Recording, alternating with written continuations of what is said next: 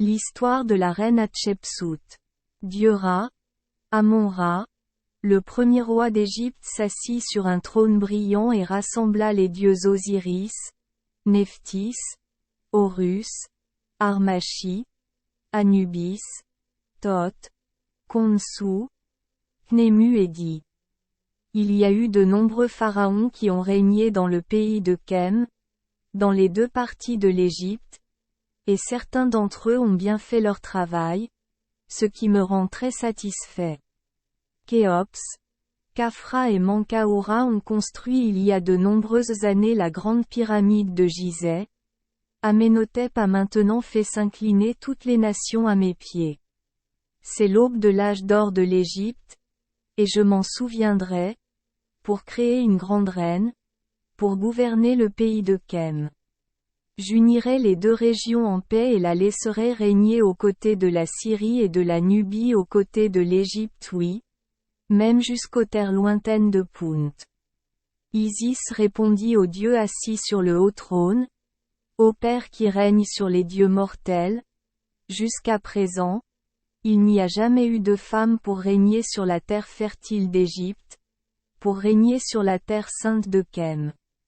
Sauf vous, pendant qu'Osiris restait à Dua et qu'Horus était toujours rouge, le maléfique Seth parcourait le pays. Père suprême, si vous créez une reine, je souhaite lui accorder vos bénédictions et votre sagesse. Et puis le sage Thoth parla. Ô Amon-Ra, Seigneur des deux régions d'Égypte, souverain des dieux, créateur des mortels, s'il te plaît, écoute-moi Thoth. Dans le palais royal de Thèbes sur la terre noire, où régnait Khnému, se trouvait une jeune femme. Elle s'appelait Amès, et il n'y avait personne au monde de plus belle et de plus splendide qu'elle. Elle sera la nouvelle concubine du pharaon Thoutmosis, qui vient de rentrer à Thèbes après son voyage à la conquête de la mer continentale. Personne n'est plus apte qu'elle à devenir la mère de l'Égypte. Personne n'est plus digne qu'elle de s'asseoir seule sur le trône pour gouverner deux régions. Elle se trouve actuellement dans le palais du pharaon. Allez, allons lui dire. Ayant fini de parler, Thoth se transforma en un seul et s'envola vers le palais de Thoutmosis, où Am dormait profondément. Le dieu souffla un courant d'air, provoquant l'endormissement de tout le monde, à l'exception de Thoutmosis, mais il se déplaçait comme un cadavre sans vie.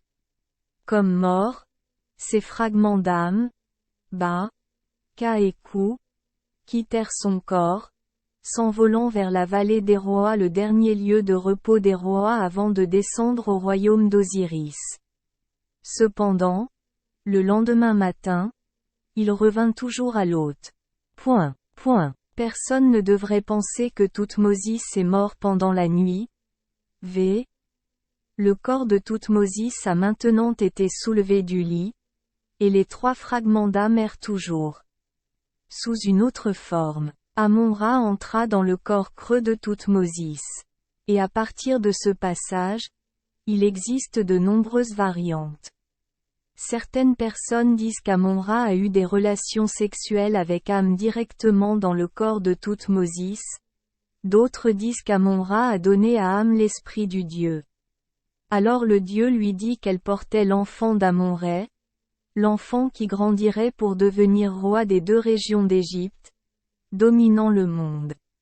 Et puis Amès s'endormit et l'âme de Thoutmosis revint dans son corps. Tout était comme si rien ne s'était produit. Amon-Ra convoqua Khnému, exigeant que sa fille Hatshepsut naisse à Thèbes. Le jour de la naissance d'Hatshepsut, l'Égypte était extrêmement heureuse et organisa une fête pour la célébrer. Une nuit, alors que la future reine dormait dans un berceau à côté du lit de ses parents, dans une pièce baignée de clairs de lune argentée, Amon-Ra, Hathor et les filles de la déesse lui rendirent visite. Amon-Ra prit son enfant dans ses bras et lui donna un baiser contenant des pouvoirs divins qui l'aideraient à devenir une grande reine égyptienne. Et Hathor et ses enfants ont tissé la toile d'or, organisant le sort d'Hatshepsut. La déesse a également permis à la mère d'Hatshepsut, Am, de voir le sort de son enfant, afin qu'elle sache qu'elle deviendrait reine d'Égypte. Am a vu Hatshepsut grandir et devenir une belle jeune femme, agenouillée devant le trône. Quand Amen-Ra et Horus lui versèrent de l'eau bénite sur la tête et que les autres dieux lui accordèrent leur protection sur l'univers. Plus tard, Am vit Hatshepsut aux côtés de son mari, le pharaon Thutmosis, lors d'un voyage à travers l'Égypte, de Thani dans le delta à Éléphantine dans le sud. Alors Ahmès vit Hatshepsut couronnée pharaon d'Égypte. Après cela, Ahmès vit également sa fille assise sur le trône. En dessous se trouvaient les rois des pays lui rendant hommage et lui offrant de précieux cadeaux. Bien plus encore, c'est le grand avenir ouvert de sa fille Hatshepsut et du dieu Amon-Ra. Après une longue expédition, Hatshepsut a ramené de Punt de nombreux trésors. Elle offrit beaucoup d'or à son père Amon-Ra et au dieu Horus, et elle monta à bord de l'arche de Ra.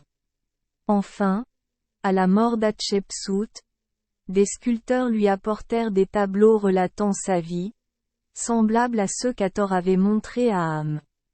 L'histoire d'Hatshepsut est encore conservée à Der el-Bahri, au temple de Thèbes occidental. Hatshepsut est considérée comme l'une des reines les plus puissantes de l'histoire du monde antique. Elle a régné pendant 21 ans, plus longtemps que toute autre femme pharaon de l'histoire, et a laissé derrière elle une série de bâtiments et de sculptures impressionnants, dont son tombeau Djeser-Djeseru, un chef-d'œuvre architectural. Merci les enfants des Esperluette Croisillon 39. Avoir écouté des contes de fées au jour Esperluette Croisillon 39. 8. Espérons que les histoires apporteront aux enfants des moments heureux et significatifs. Si vous aimez notre chaîne, veuillez appuyer sur le bouton S Esperluette Croisillon 39. Abonner, pour ne manquer aucune histoire intéressante. Je vous souhaite une bonne nuit de sommeil et de beaux rêves. Rendez-vous dans la prochaine histoire.